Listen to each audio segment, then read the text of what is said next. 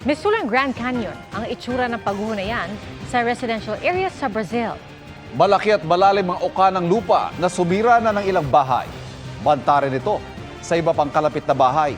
Nagdeklara na ng state of public calamity ang naturang bayan dahil sa guho na pinalala pa ng masamang panahon. Ayon sa Municipal Engineering Department, sinkhole yan na bagamat natural geological phenomenon, pinapalala naman ng mga aktibidad ng tao. Nakatakdang i-relocate ng munisipyo ang mga residenteng apektado. Nakakaiyak para sa ilang namimili ang mataas na namang presyo ng kada kilo ng sibuyas. At ang mungkahi tuloy ng grupong Sinag, maximum suggested retail price din sa sibuyas para maawat ang taas presyo. Nakatutok si Darlene Kai. Nakakaiyak maghiwa ng sibuyas. Pero si Janice, di pa man naghihiwa, naluluhan na raw sa presyong 180 pesos per kilo sa Kamuning Market sa Quezon City. Kaya iilang piraso na lang ang binibili niya. Paisa-isa na lang, di ba? So, kung ano lang yung may sibuyas talaga, hindi mo na kailangan gawing sausawan. Ang tinderong si Ariel, wala raw magawa sa mahal na bigay sa kanila ng supplier. Siguro konti lang dating kaya tumataas. Konti ang dating kasi basa na nga yung iba eh. Kaya doon nagbabalot-balot kami worth 30 pesos, 50 ganyan. Bibili sila yung mga nakabalot-balot na lang, dagang 30, pang isang gamitan nila or pang dalawang lutuan. Sa pinakahuling price monitoring ng Department of Agriculture sa Metro Manila, umaabot sa 200 pesos ang kada kilo ng pulang sibuyas at 90 to 140 pesos ang kada kilo ng puting sibuyas.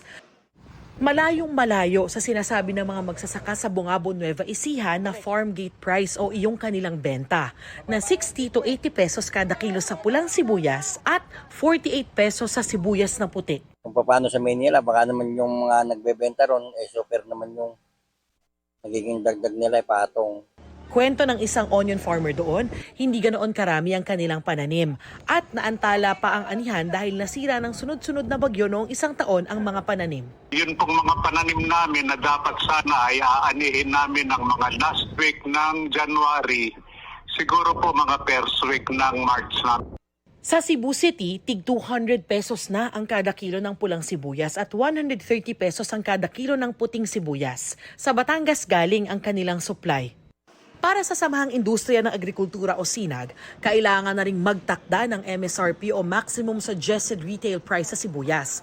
Hanggang 120 pesos lang daw dapat ang kada kilo ng pulang sibuyas at hanggang 90 pesos lang daw ang puting sibuyas dapat. Kung wala talagang sinet na price, pwedeng tumaas yung presyo, walang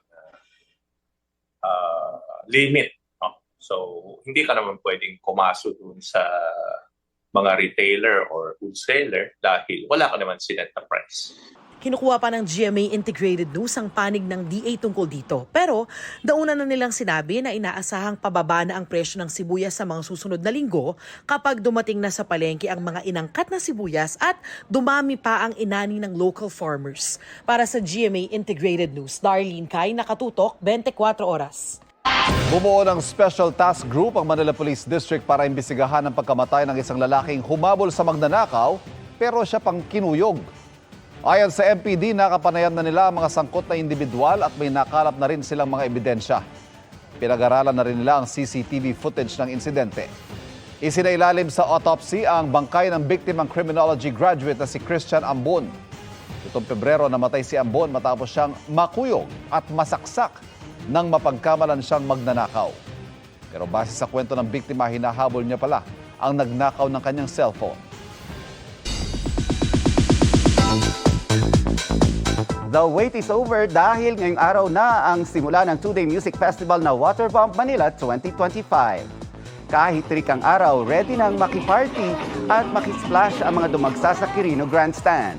Day 1 pa lang pero pasabog na ang performance na hatid ng opening act na si Sparkle artist Thea Astley.